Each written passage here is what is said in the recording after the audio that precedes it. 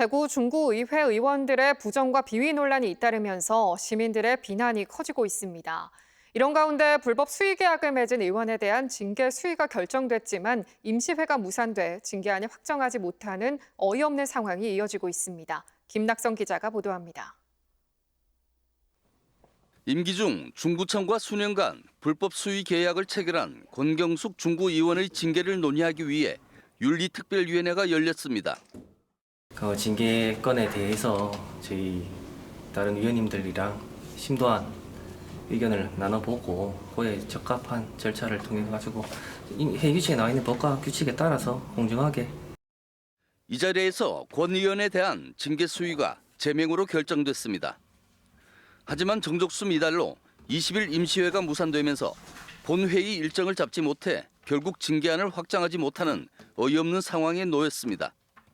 27일부터 열리는 정례회에서 징계안이 처리될 것으로 보이지만 제명보다 낮은 징계가 확정될 가능성도 있습니다. 권 의원은 2019년부터 지난해 9월까지 자신과 아들이 운영하는 업체 2곳을 통해 중구청, 의회 등과 17건의 수의 계약을 맺어 1,000만 원가량 이익을 본 것으로 알려졌습니다.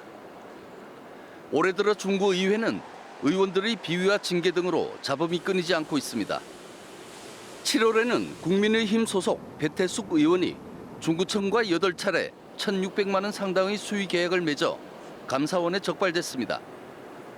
당시 열린 윤리특위에서는 제명을 결정했지만 본회의에서 출석 정지 30일과 공개 사과로 징계 수위를 낮춰 솜방망이 처벌 논란이 일었습니다. 앞서 6월에는 국민의힘 소속 김효린 의원이 2018년 사업자 등록을 숨긴 채 보조금 2,800만 원을 부정 수급한 사실이 국민권익위원회 조사로 드러나 환수 조치를 통보받았습니다.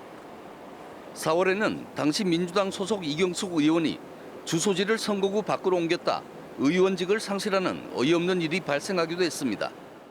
중구의회는 대대적인 어떤 그 혁신이 필요한 것이고요.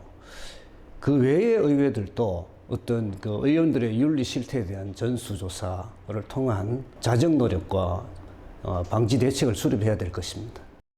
의원 절반이 부정과 비위에 연루된 중구의회. 의회가 주민들을 대표하는 기관이 아니라 사리사욕을 채우는 대표기관으로 변질됐다는 비판이 커지고 있습니다. TBC 김낙성입니다.